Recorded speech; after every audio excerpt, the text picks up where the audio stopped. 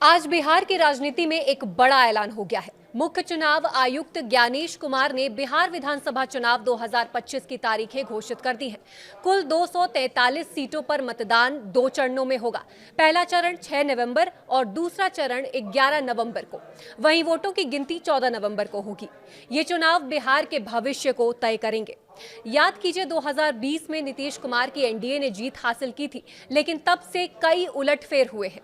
महागठबंधन की वापसी, तेजस्वी यादव की उभरती ताकत और प्रशांत किशोर की नई पार्टी जन स्वराज का दावा। अब सारी पार्टियां मैदान में उतरने को बेताब है। जनता की नजरें लगी हैं कि कौन सी सरकार बनेगी। एनडीए फिर बनेगी मजबूत या विपक्ष उखाड़ फेंकेगा सत्ता। इस ऐलान पर बिहार के बड़े नेताओं ने अपनी प्रतिक्रिया दी है। आरजेडी के तेजस्वी यादव ने इसे जनता की जीत बताया।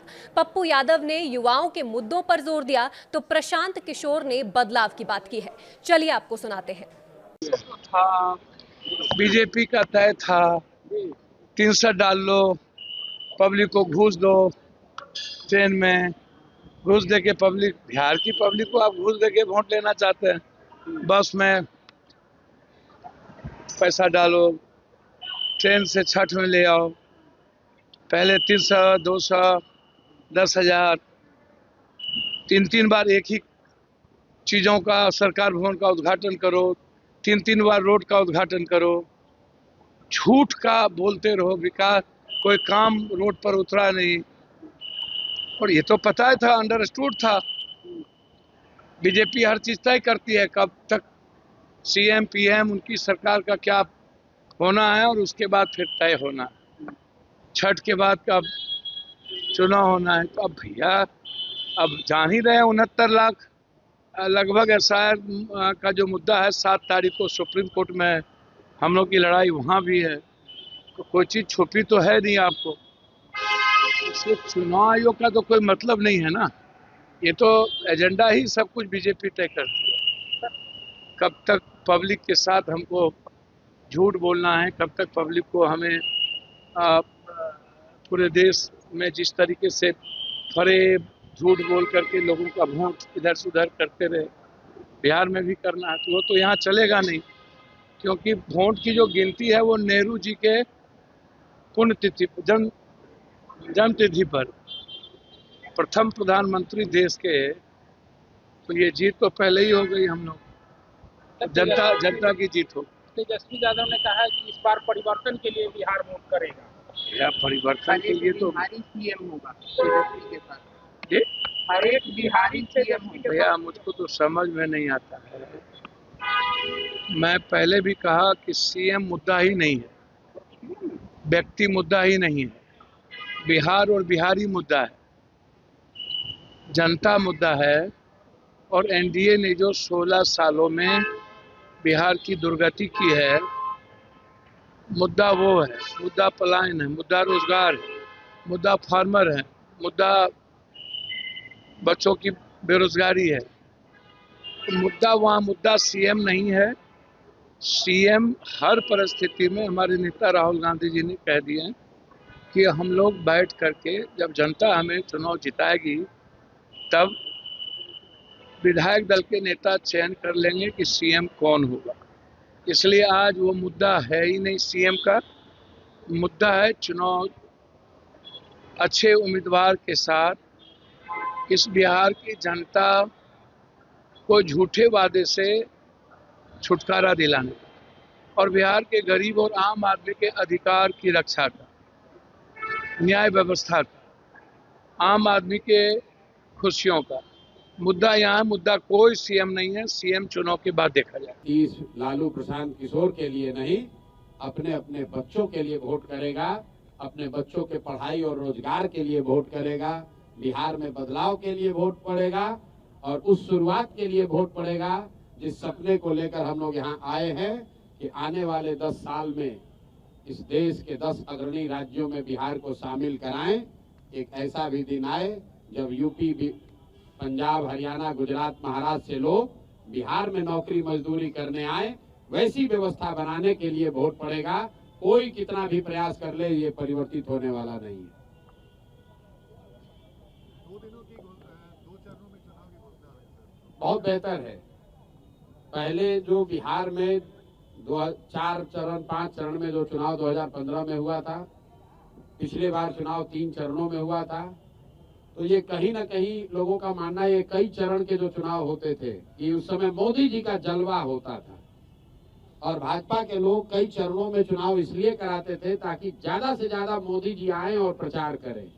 ये ऐसी सोच रही है उनकी। मैं भी उस दल के साथ काम मैंने किया है और हम लोग जानते हैं, इसीलिए ऐसे 8-8, 9-9 चरण में चुनाव कराए जाते थे कि ज्यादा से ज्यादा मोदी जी की सभाएं हो सके।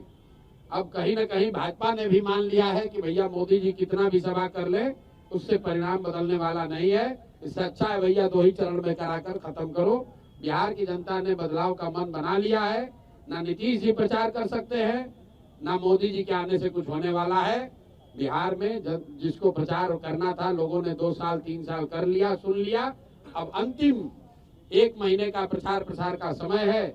लोग एक बार उम्मीदवारों को देखेंगे और सही लोगों का चुनाव करेंगे। जनसुराज ही एकमात्र ऐसा दल है जो कह रहा है कैमरे पर कि मेरे भाई एक बार संकल्प लो, अपने बच्चों के लिए वोट दो, सही लोगों को जिता कर लाओ। अगर जनसुराज से भी गलत आदमी खड़ा हो जाए उसको भी हराओ। हर हालत में इस बार बिहार के लोगों को संकल्प लेना है कि अच्छा आदमी ही जीतना चाहिए।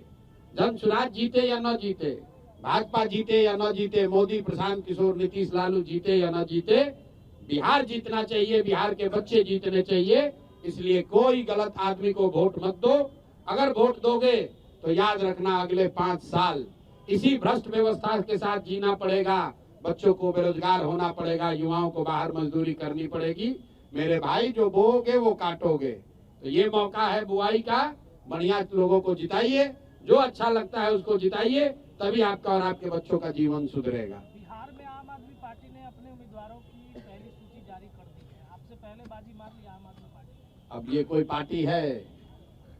बहुत लोग, बसपा वालों ने भी जारी कर दिया है, मीम वालों ने भी जारी कर दिया है। भाई यहाँ 3 सीधा त्रिकोणीय मुकाबला है। लोग महागठबंधन के उम्मीदवारों के बारे में पूछ रहे हैं, लोग एनडीए के उम्मीदवारों के बारे में पूछ रहे हैं और उससे बढ़कर लोग जनसुराज के उम्मीदवार का इंतजार कर रहे हैं। बाकी जितने लोग हैं उसका कोई मतलब नहीं है। 100 में 90-95 वोट इन्हीं 3 गठबंधनों में बंटना है, इन्हीं 3 पार्टियों के बीच में बंटना है। तो लोगों को चुनाव करना है, लोगों ने तय कर लिया बदलाव करना है। तो भैया भाजपा एनडीए तो गई, अब उनको चुनना है कि या तो 15 साल की जंगल राज की व्यवस्था को वापस लाना है, आखिर नई व्यवस्था जनसुराज को बनाना है। निर्णय जनता को करना है। इस चुनाव को प्रशांत किशोर कितना चुनौतीपूर्ण मानते हैं? प्रशांत किशोर सारे चुनाव को चुनौतीपूर्ण मानते हैं। पढ़ाई, परीक्षा, चुनाव, युद्ध, ये इसको कम चुनौतीपूर्ण मानने वाले लोगों की हमेशा हार होती है। हम लोग सारे जो भी सामने चुनौती है उसको सीरियसली लेते हैं, उसके लिए ईमानदारी से प्रयास किया है और जो प्रयास किया है वो समाज के सामने है, अब समाज पर है। अब हमारा जो प्रयास था वो करीब करीब अंतिम चरण में है। जनसुराज का प्रयास अंतिम चरण में है। अब प्रयास के ऊपर विचार करके वोट देने का काम बिहार की जनता को करना है। जीत हार प्रशांत किशोर की नहीं होनी है, जीत हार जनसुराज की नहीं होनी है, जीत हार बिहार के लोगों की सोच की होनी है कि आप अगर अच्छे लोगों के साथ खड़े हैं कि आप गलत भ्रष्टाचारियों, लुटेरों के साथ रहना चाहते हैं, बिहार की जनता को तय करना है। देखिए, अब लोकतंत्र का पर्व जो है अब शुरू हो गया। आज बिगुल जो है उसकी बिगुल जो है बजाया गया, शंखनाद हो चुका है और 14 नवंबर तारीख याद कर लीजिएगा। कभी भी भविष्य में अगर इतिहास 14 नवंबर का देखा जाएगा तो एक सुनहरे अक्षरों से देखा जाएगा, एक बदलाव के तौर पे देखा जाएगा। जो निकम्मी, भ्रष्ट, अपराधियों को संरक्षण देने वाली जो सरकार है, जहां तानाशाही है, जहां अफसरशाही चरम पर लागू है, जहां कार्रवाई नहीं होती, सुनवाई नहीं होती, शिक्षा, चिकित्सा सब बर्बाद हो चुका है।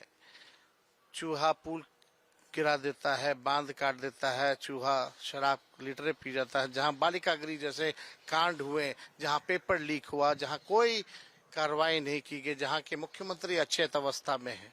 अब बिहार को बिहार के लोगों ने ठाना है और 20 साल से अब ये मौका मिला है बिहार के लोगों को कि अब बिहार को बदलें, इस सरकार को बदलें। और बिहार के लोग इस बार बदलाव चाहते हैं। बिहार के लोग हाथ जोड़ने वाला, गिड़गिड़ाने वाला सीएम नहीं चाहते, बल्कि बिहार के हक अधिकार के लिए लड़ने वाला, जो बिहार के अधिकार के लिए दहाड़ने वाला सीएम जो है वो बिहार के लोगों को चाहिए। नए सोच का चाहिए, जिसके पास विजन हो, ना कि विजनलेस लोग हो।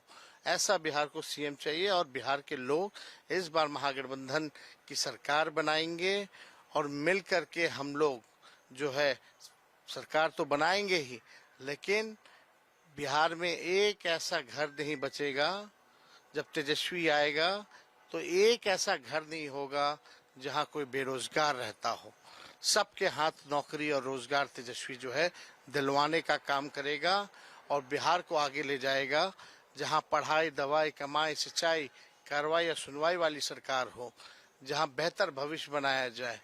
ऐसा बिहार हम लोग बनाएंगे, बिहार को आगे ले जाएंगे, जहां कारखाने, निवेश की बात होगी, जहां अपराध मुक्त, भ्रष्टाचार मुक्त की बात होगी, काम होगा। बिहार के लोगों ने देखा है, 20 साल इनको मौका दिया, इन लोगों ने जो 20 साल तक नहीं किया, तेजस्वी जो है 20 महीने में वो करके दिखाएगा। जो इन्होंने 17 साल में नहीं किया था, तेजस्वी ने 17 महीने जो है वो करके दिखाया है।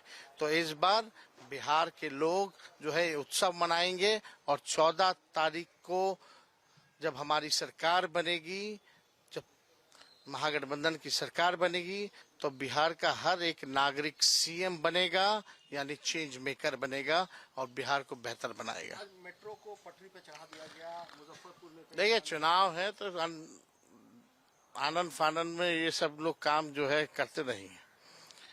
20 साल तक ये लोग सोए हुए थे। जब तेजस्वी जब अपने विजन को बताने लगा तो ये लोग नकल करने लगे। नकलची सरकार है। तो जनता बिहार की सामाजिक रूप से, राजनीतिक रूप से जागरूक है और छठ पर्व के बाद आप देखिएगा एक नई सरकार बनेगी, एक नया बिहार बनेगा।